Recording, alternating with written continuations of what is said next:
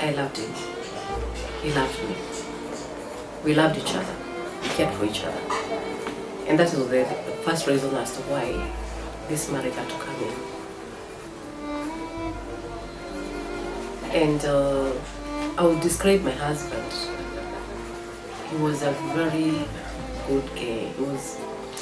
He was a gentleman. I say he was a gentleman. He was never hostile. Someone was not hostile. He was a good guy.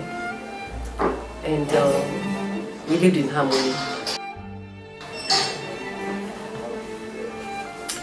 There's something I loved about my husband. He was an open-minded man.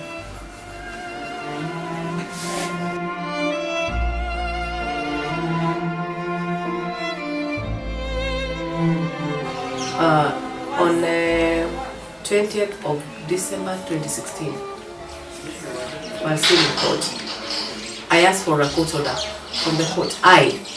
And I requested the court that I be escorted to Kiru Boys. To be escorted in Kiru Boys because we had documents, very sensitive documents in Kiru Boys' home, where my husband had carried some titles and there are things to do with that one. And I requested the court, can I be allowed to go to, escorted to go to Kiru Boys to take important documents? It's in record. And the prosecution objected and said, no, you cannot, because they were saying it's a sin of crime. How, I don't know. And they said you cannot go there. Choose a representative from your family, plus your lawyer, so that they can also go with the CID. Okay? I was not consulted. My relatives were not consulted. My wakili was not consulted. But the CID, in the company of my in-laws, against the court order, went to Kiru Boys and took those important documents, the titles that were there and all those that are ours. Even to date, as I talk, they have never returned. I asked, they came to my to police station on around 24th December 2016. My two sisters said no. So we talked and they told me, by the way, to be in the Kiru Boys, we've taken everything. I asked them, how? What? That is not what the court order said. I'm the one who's supposed to be choosing the person. It's not about in-laws.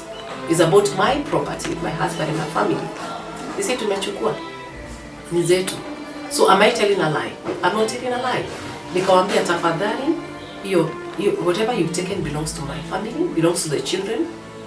Deceased, your brother, your own brother, akona watoto. Hizo vitu ni za watoto wa brother.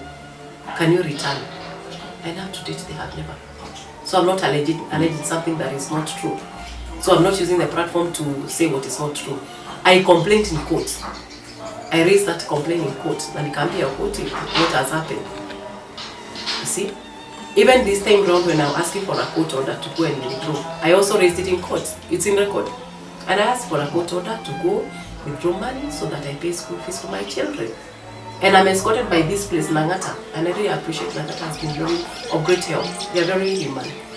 And I was escorted only to go to Equity Bank, only to go to Cooperative Bank, the same account, and my sister had withdrawn. Am I alleging these amounts that are not there? They are true to the one. Okay. Yeah. So we might not use it, but just the fact that I'm telling you. So would you say you've lost everything? Kinda. You'd imagine that they might not know that I am aware. That we have, there are those people that agents that where we had bought some our property. They were approaching those agents, demanding for those documents that belonged to my husband. They had. In fact, one of them even told me when I happened to get the number of that agent, there's a property that we were in the process of purchasing, and they told me, by the way, do you have a sister-in-law called Lucy? And that's a person who doesn't know my family. Lucy, yes, she was here with principals of some principals of Moranga, and they were demanding that they want to take the issues, the land, whatever plot that your husband was buying. And I told them, no, you cannot take. I know even though the deceased is already gone, he has children. His property belongs to the children. So everywhere they were going to do that. So I'm not alleging things that are not there.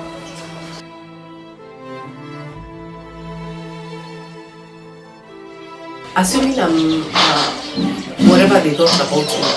But these kids remained very innocent. They've always been innocent, isn't it? Yes. What have affected me most is that they decided to go to take the property that we had had so hard away from the children. The money we had saved, we had, for example, I had really trusted my sister-in-law so much. So I told you I brought them together. And my sister was a hustler, she didn't have a job. Anatoka Dubai and Abuja and a hustle. And I told my husband, why don't you involve our sister-in-law? Because me, we have a family account. Why don't you involve her to be our signatory? But you can imagine, when I needed that money, which we had worked so hard in the both accounts, Equity Bank and Corporate Bank, to pay for the school fees of my children, note that there's no financial implication again, besides emotional. After the death of my husband, there's emotional part of it and there's financial implication. Because by then, I'll be very frank, my husband is the one who was paying school fees for my children. He had taken responsibility. I was not paying a single cent. He was paying school fees. Yet I'm having my job. Niko na kazi.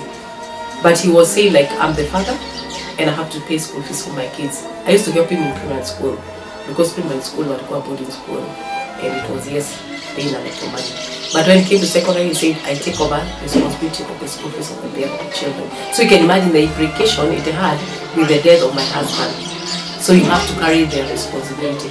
And now we have this money. I've asked for a court order to go to the bank so that I clear for 2 years school fees for my children because I knew we had money, because I could not have access to my husband's money. I could not by that time access to my money because there were procedures. And you can imagine going to the bank and find that not a single cent has remained in that account. She withdrew everything. And when I asked her, she said none. Even I complained in court, nothing was done. And even today, even after that, she talked.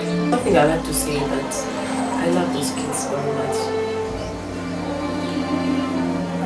And I really appreciate them because they stood with me even during that trial, this trying moment. Even they still study with me because they believe in me. These kids, if it were not for them, maybe I'll be I don't know who I'll be dead or something like that. They have given me the reason to smile every day. They have given me the reason to fight every day for justice for my husband and family. I've loved to read the word of God so much. And what the problem we have is that we like judging people so much. Judging, without even knowing who we're talking about. And judging maliciously. So it's good to, before you say anything, it's also good for you to ask yourself, what are you talking about? Do you even know what I'm talking about?